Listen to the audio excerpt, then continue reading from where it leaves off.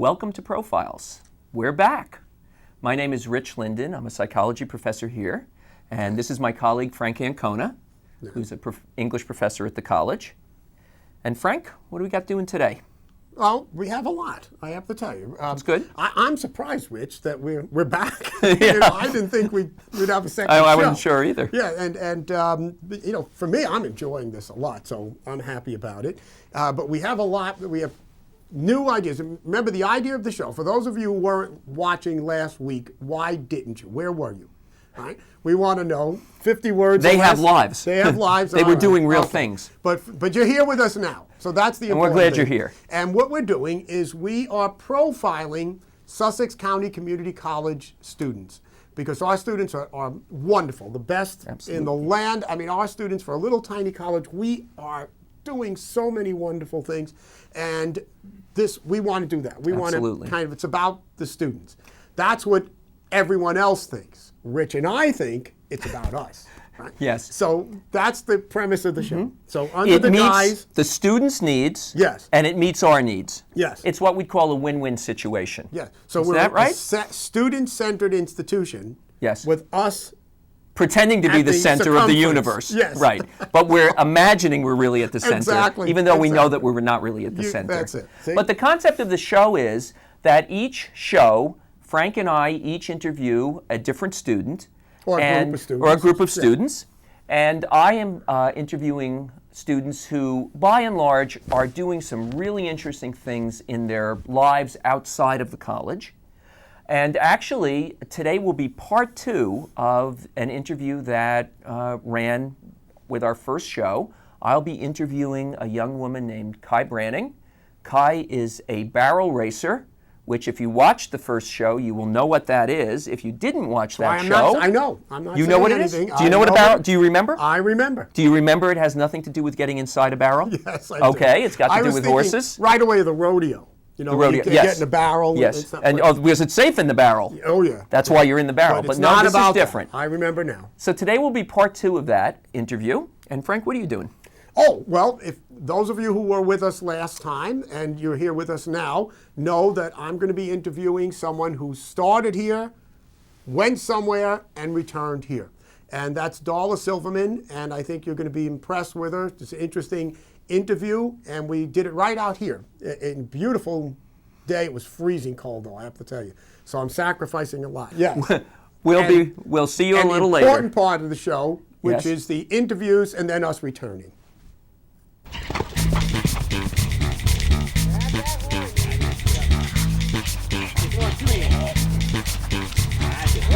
Good. Sit up. Ah, girl. Sit up. Take him home.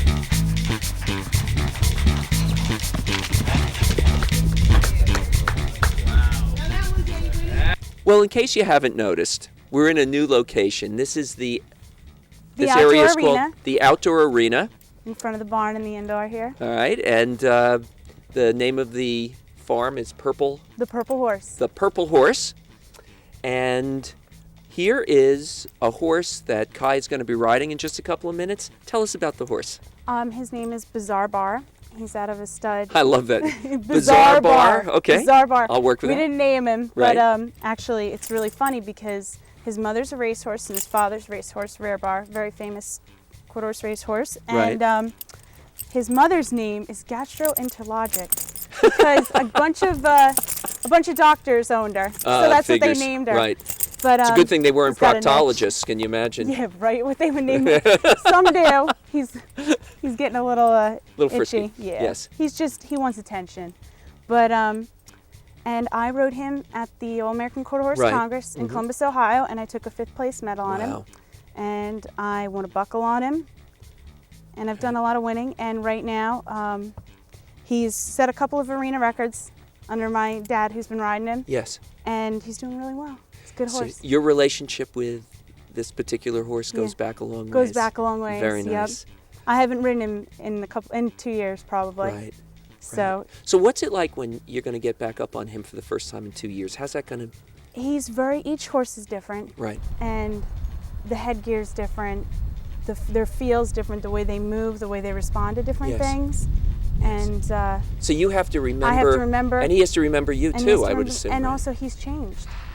Because Right, he's been yes. worked under Yes. somebody else, and he's Right. got a different way of going. So I have Right. to learn to basically each horse you get on, you have to adapt. Yes. It's an adaptation for them because you're different than the rider that they're normally used to, Right, and for right. you as well because you're used to a different horse. Yes.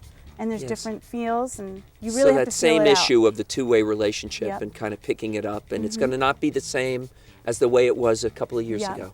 It's Right? different. A lot like part of what strikes me when we talk Mm-hmm. are the similarities between horses and people. Oh yeah. I mean, the dynamics Yep. are the same, and they are intelligent creatures, and they're emotional creatures, and Yes, they are. yeah.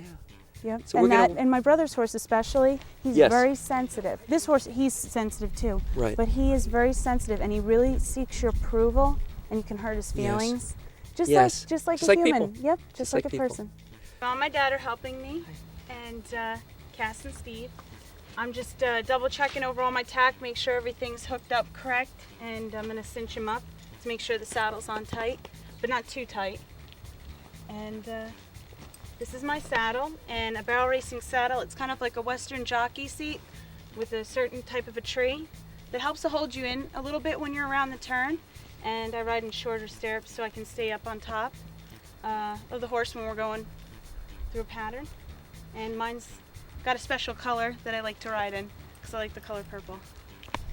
I'm with Kai and her brother Brendan, and as you can see by looking at the two of them, and if you get a chance to look at their buckles there, you can see that both of them come out of a very similar background, and I just wanted to give them a chance to talk to us a little bit.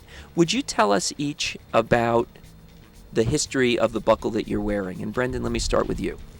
This buckle I won actually next door. It was a Region 5 Experience Quarter Horse show, and I was lucky enough to take first place, and they were giving away buckles at the show. Very So nice. It's like a trophy that you get to carry around with you. And what year was that? This is 2006. This was in August of this past year. Just happened. Yeah. Okay. And Kai, how about you? This buckle, I believe that I won it on this horse actually, and it was at a state finals, and I won my division in the youth class. And that was in 2000 And 2002.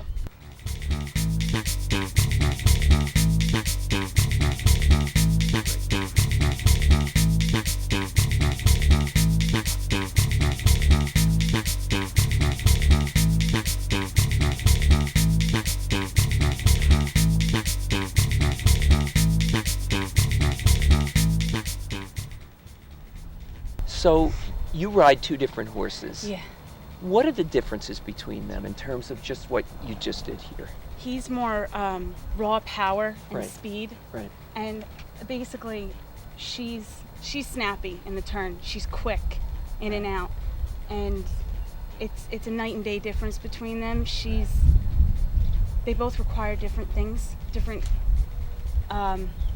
signals you need to give them Yes. going into a barrel in order Right. to get a certain response. They're both night and day. So he, in terms of straight line speed, he flies. Oh, he flies.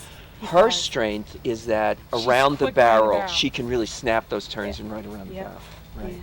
One of the things that just hit me just kind of being here was it's such a powerful experience that not only did I hear it, but I'm feeling like Yeah. you can feel like the feedback. Because you can feel it, especially if you're standing on the ground, you can feel the ground. Right. Just, You can feel everything yeah, vibrate. yeah. And so the top speed is on the way back. the way back home. In. Yeah. Got it. Uh-huh. And for me, my horse, because I know she can turn and she can turn a snappy turn, I send her to the first barrel because I know she'll come down and she'll swoop it Do right her up. thing, right. But with him, you kind of got to regulate it. Like I think I sent him at a pretty good clip to the first barrel, but it's a good clip with him is just as good of a clip as her. Got with it. her, because he's a lot of power. Got it. Yes. You know. Yeah, it was an awesome thing to see Thank up you. close. I understand there's a lot of complexity that centers around horseshoes. Yes. Take us through it. Explain to us. Well, just like with a runner, with a Right. different shoe, a running shoe, and a cross-training Sure. shoe. This is a steel shoe, and the difference between a steel shoe, and these are all aluminum shoes, is the weight, and that the steel is a scored shoe, and this is a polished shoe, which has to do with the way the foot grips onto the foot, Okay. onto the shoe. Right. And we normally run them in the back end the steels in the back end. Right. And in the front end, we run them with a lighter shoe, an aluminum shoe. Like, you can feel the difference in the weight between the two of them. Wow, big difference. Yeah. Okay. Kind of like running in a heavy work boot and running in a light Got sneaker. it. Uh-huh. So in the back end, you don't worry about it as much. In the front end, you do, because they're lifting more in the front end. It's and a different more of motion pull. for the It's a front. different motion. Okay. And also, there's a swedge, which is kind of like a little like an insert in there. Yes. Where they can grip the dirt. Okay. Kind of like Right. a pocket. And on this one, if you'll notice the difference between, let me stick that there. The difference between these two is this one has a little like bevel in there. yeah. Right. And this one's hollowed out Right. completely. Now my horse runs in the front end and in the back end with Okay. aluminum shoes. Right. And in the back end, as you'll notice, she's got a wedge on it, a degree pickup in the back end. Yes, She where needs it's- a little right. lift in the heel. And now this shoe is the shoe that my brother's horse runs in, which is also an aluminum shoe, but it's got a special kind of a gripping pad. And Yes, it's soft. right, I see, It it's has soft. to do with, like, when you run on hard ground, Right. okay, it kind of is like less concussion Got on it. the foot. So it's softer on the leg and softer on the foot. And they don't feel the pound as much. Got it. You know, like if you were to slam these two against something and You would hold your- notice a big difference. You would notice a big difference. I notice what And it this one reminds also me of. has side clips. Yes, I was going to ask you about that. What's that all about? Side clip, there's different styles of shoe as far as holding onto the foot Okay. and gripping. Right. And this one has a side clip And the other ones don't. and the other Right. ones don't. It reminds me of one orthotics also has in a running bevel shoes, the wedge, Yes. where like you gotta get them custom made to your particular foot and your foot. particular needs. That's why his horse has particular needs, so Right. he rides in this. My mare, she has particular, whoops, sorry, these are slippery. And my horse, she has particular needs, so that's why it's kind of like a adjusted platform, that way. you know? Right, got it. So you fit them, and it's also the way you shape the foot has a lot to do with different things. What do you mean by shape?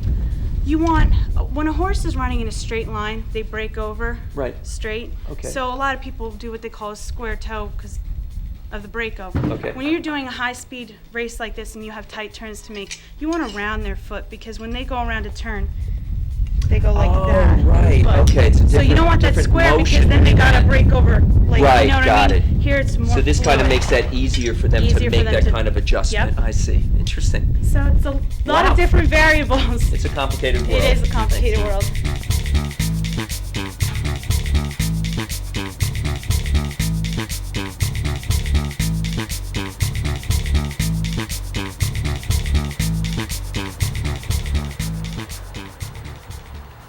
Kai, tell us a little bit more about the equipment. Okay, well, in their mouth, you ride them in a specific kind of bridle, either no bit or with a bit. And this is an O-ring, and this is another kind of a simple O-ring with the twisted mouthpiece in here. And that goes in the mouth, over top of the horse's tongue. Right. And here's another O-ring 3-piece setup with nose, and this has a noseband on it, so it's also nose pressure and a lot on the mouth, the lips. As well as this is also a 3-piece. And you'll notice there's bit guards on the side there, and there's a Yes. twisted mouthpiece with a curb chain underneath the chin for stopping, and a noseband on top. And what I ride my horse in here is a hackamore, which has no mouthpiece at all. And basically, a hackamore, there's a noseband, and you have Right. a lot of lift in it. Why do some people use a mouth A bit mouthpiece. and a mouthpiece and others don't? Well, people are different like horses, and they also have a bunch of different reasons. Some people ride in a mouthpiece because of their own security, and other people, like mainly what we do is you ride a horse and you feel what they need, and you're going to change their headgear a lot as far as they get better, develop certain strengths and Right. weaknesses. And what a bit is it's a compensation for that almost, you know? So a certain type of a horse, you know, they appreciate less on their face Yes. and less on their mouth, and if you feel Right. like you can give them that and they're still able to, you know, do So what it's they need to another do. example of how horses are different from each other. Yes. And what one horse needs. Another horse may not. Another horse may not. horse may need something in the mouth just Right. because it's what they need, Right. and another horse may not. So You if you'll know? pardon the pun, you might say it's a bit of an experiment. It's a bit of an experiment. I'm so sorry. Well, here I am. I'm actually getting dirty. It's making me very anxious. It's okay. But and it's okay. But Kai, I wanted to ask you about the the dirt. dirt. Yeah. Okay.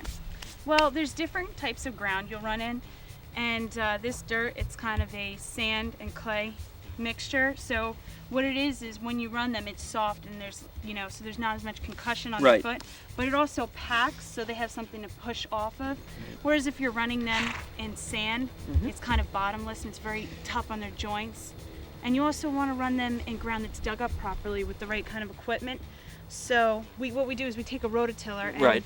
we dig up the dirt and make it real soft. You have to wet it and make sure it's at a certain consistency because you don't want it too dry, because then it's, there's not any depth to it and they can't pack against So it. this is something you got to stay on top of constantly. Yes. This is something you like a daily Yeah. kind of task. Daily kind of a task. In the winter, the ground freezes outside, so you can't run them outside. So a lot of our shows over the winter are indoors or in coliseums where the ground's kept in a specific temperature, and they treat it with different things to keep it from freezing. And they also dig it, and like out here, as you can tell from when I ran, the horse really digs up Yes, the I dirt. can see. You can So see. at a horse show, they have to drag the dirt every couple of horses. Right. Because what happens is after 5 horses and you go out there to run your horse, You're going to there's push all that nothing. soft dirt away, and then there's nothing. just It's nothing just underneath. bottom. Right. So Got it. that Right. you do certain things for rider and horse safety. Interesting.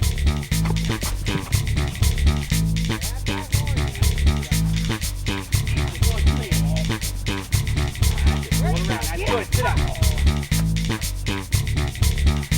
Atta girl. Sit up. Take him home. Kai, take me through the run that you just did. Okay. Well, when I ran my horse, you go in and you make your first turn's a right turn. And what you do is you hold 2 hands and you set them and you drop your outside rein and put it on the horn and make the turn. And then coming off, you always have to remember to sit forward to encourage them to have speed and momentum around the turn. So you lean forward, and then when you're coming around the outside of your first barrel, approaching your second, you want to regain 2 hands on the rein to help them stay in that straight motion, and also lean forward to encourage them to have speed between the first and the second barrel. Okay. Then going around the second barrel, you drop your outside hand off of the rein, hold the horn to support, lean forward and guide in around the barrel with your inside rein, making the turn. And then after you go around your second barrel, it's kind of the same thing. Again, you regain 2 hands, and since you're making another left turn, you're going to do the same thing. Drop your outside hand, which is your right hand, hold the horn, and guide around the barrel. And then on the way home, you regain 2 hands again and let them run home. Right. And on the way home, you don't have to regulate speed as much as you do in the barrels because you're setting for a turn. And all of this happens in about how many seconds? 16, 15 seconds. 15 to 16 seconds. Yeah, sometimes even less. Sometimes you'll run a pattern, it's a 14-second pattern. Right. And as you could see when I was warming my horse up in the ring, there's different things you do in order to prepare them for a run, and different fundamentals that barrel racing are based off of, because it requires a lot of different things that they need to have, strengths they need to have, Yes. knowledge about different movements, light on their feet, being able to be aware of where their feet are. And as you could see when I side passed him, he was able to cross his legs Yes. and move out from my leg cues. That's because when you're going into a barrel, if they're not in the right position, and each pen changes because you're running in from a different run and shoot or a different angle, Okay. what you want to be able to do is, with your inside leg and your reins, get them to float out in a turn so you have enough space so you don't hit that barrel. And that's kind of where side passing comes from. And also the pivoting, which is when I was spinning my horse, it's also sharpening them up as far as closing a barrel and getting them to turn quicker and getting them to really know how to pull with their front legs. So sometimes Balance with the the back training end. approach is you break things down into specific movements that you practice And you get with them the strong. horse. Yep. And then you put all of those movements together to create the create run the run. itself. I see. Well, Kai, I know that you're going to be graduating in May, and you'll have your associate's degree from SCCC in biology. What's ahead for you? I plan on going to vet school. I'm going to be attending Rutgers next fall and then applying to vet school. Excellent. And that's what my long-term goal is. Excellent. And you've been a student in a couple of my classes, Yes. and I've often said to myself, if I could only have a class full of students like you, you're Well, terrific. if I could only have all my professors like you. Right, and I'll pay you the $10 after the show is over for having said that. Thank Yeah, you. 15.